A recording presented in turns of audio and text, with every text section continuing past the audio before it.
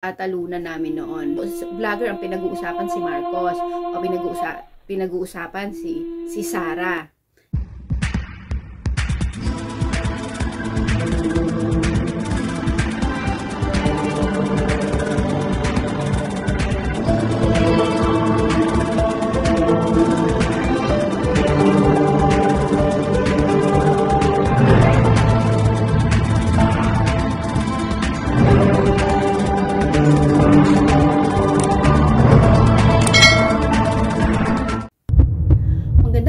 Luzon, Visaya at Mindanao at sa lahat ng mga Pilipino saan mang panig ng mundo.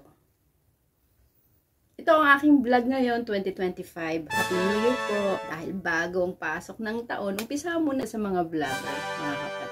Sa mga hindi pa po alam kung ano po ang ibig sabihin ng vlogger, basta po pag may nakita kayong isang tao na tungkol sa kanya, mga kanyang pinupost, tungkol sa mga views, hayop, gawa po ng vloggers yan. Pero may mga iba na malilito ang mga nanonood.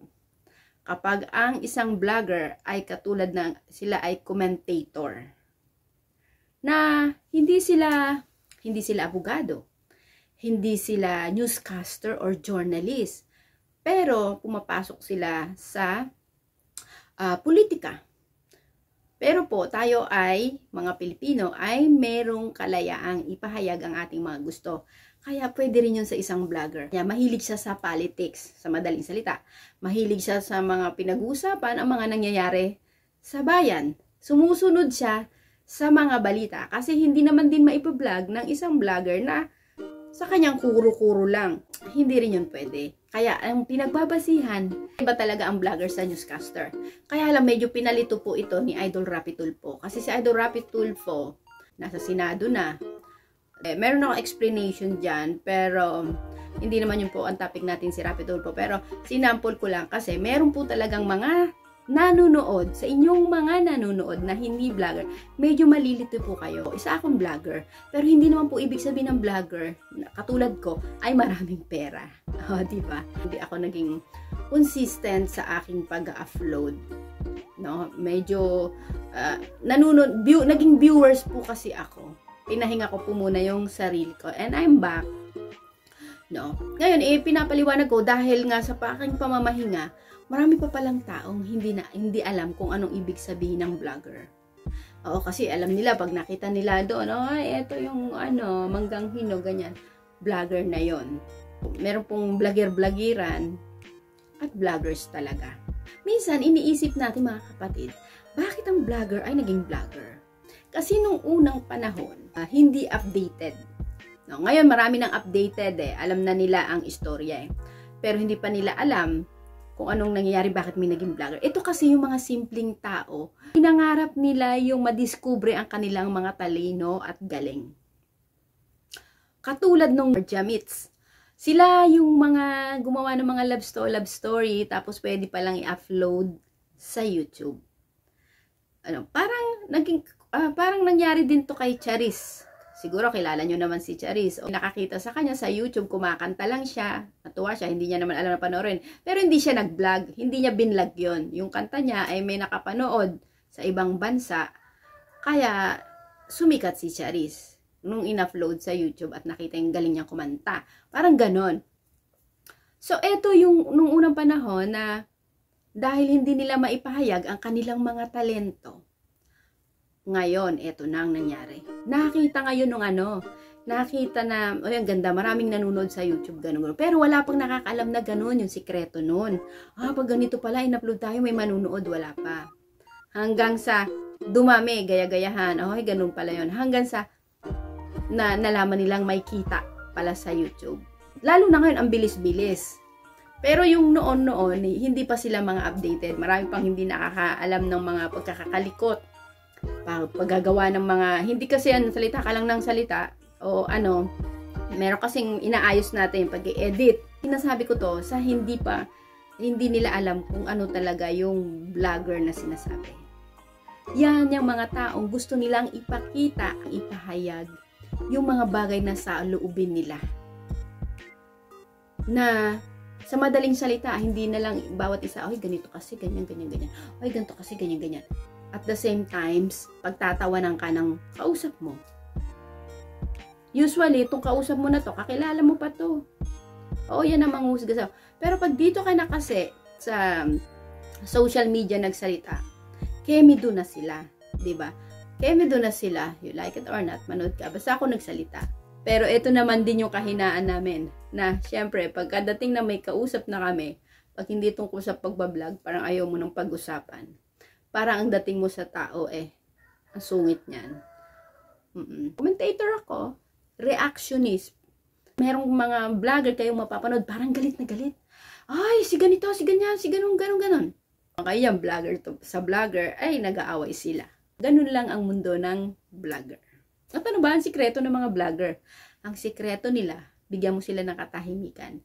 Huwag mo silang istorbohin kapag sila ay nananahimik.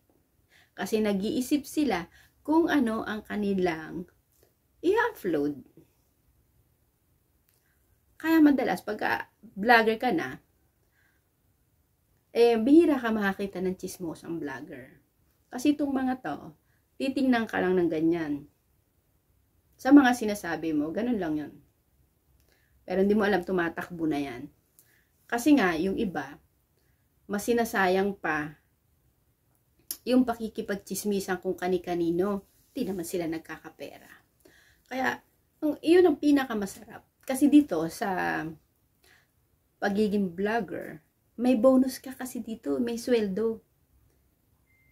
Kapag marami ng tao na nagustuhan ka, ito pinakamaganda rito, hindi mo na kailangan makipagkapit bahay o umikot kung kani-kanino para may taong maniwala ka sa'yo. Kasi gano'n naman tayo Lahat tayong mga tao, nabubuhay tayo ng kailangan natin ng friends, yung good vibes na kausap, yung relax lang. Minsan hindi natin nakikita yan sa paligid natin, magpapagod pa tayo. Nakakapagod i-please, pakisama, di ba? So, dito kasi, natuwa sa ating nanood. Ay, gusto ko siya. Paano ko siya marireach? Paano ko siya magiging kaibigan? Ganon. Dito, madali ka makahanap ng kaibigan. At madali ka rin makahanap ng kaaway. Pag nakapagsalita ka dito na hindi nila nagugustuhan, pero ang pinakakatangian ng vloggers ay matapang. Matatagal na. Makikita nyo naman yung basher, halimbawa ng malaking vlogger. Alam na nila yung mga pananalita, yung mga basher na hindi maganda, gano. Pero meron pa rin talagang nasa middle na hindi pa nila natatanggap ang pangbabash. Yung magsasalita sa kanila ng ganito, ganyan, yung nahihiya pa sila. Yun. May mga vloggers na matatag. Kaya nila yan. Yung mga tatawa sa kanila. Kasi minsan talaga ang tatawa pa sa'yo ay talagang yung kakilala mo sa personal. Tatawanan kanila. Ano ba yung sinasabi-sabi ng mga yan? Ano ba yan? Ganyan-ganyan. Vlogger. Bawat viewers ay may kanya-kanyang hilig. Bawat tao may gustong-gustong pinapanood.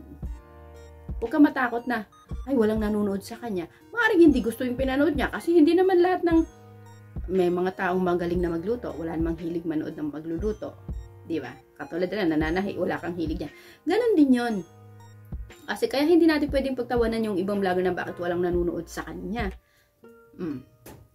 Kaya walang nanonood sa kanya, hindi gusto. Pero once na may nakanood sa kanya, na gusto yung topic niya, makakahanap siya.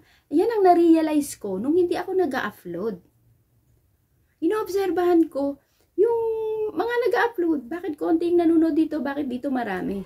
Whereas lang kung pareho sila ng topic. Kasi pag pareho sila ng topic, ay may problema. Kung ang topic nila halimbawa ay parehong politiko, no? Hindi sila magkalaban. Katulad nung kay Inday Sara, o dalawa sila, pareho silang Inday Sara. Yung vlogger na yun, pareho. Pero makikita mo mas marami yung views ng isa. May diferensya dun sa vlogger na yon. Dalawa sila na pareho ang kanilang topic. Meron maganda. So kaya sa mga manunood na vlogger, yun ang naobserbahan ko na bawat isa sa atin ay makakahanap tayo. Totoo yun yung mga sinasabi nila. Makakahanap tayo ng mga nanonood sa atin. Hindi man ngayon, minsan lumipas na yun 3 taon, may nanood doon. Hindi yung pag-upload mo, pinanood ka na ng 1 milyon, viral.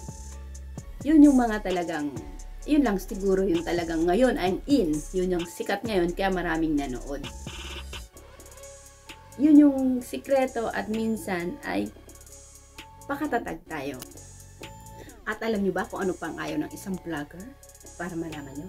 Ayaw nilang naiistorbo kapag sila ay nag-iisip. Ayaw na ayaw nila yan. Ayaw nila ng maingay. Yung makakadistract sa kanilang. Kaya, alam nyo, sa totoo lang, mga kapatid, napakahirap maging isang vlogger. Kasi, pag naistorbo ka, masisira yung konsentrasyon mo. Ito ay naglalakad lang, makikita mo naglalakad dyan, pero hindi mo alam, parang dala-dala mundo. Kasi kung ano ang kanyang i-upload. Maraming salamat. Sana nag-enjoy kayo sa mga nanood.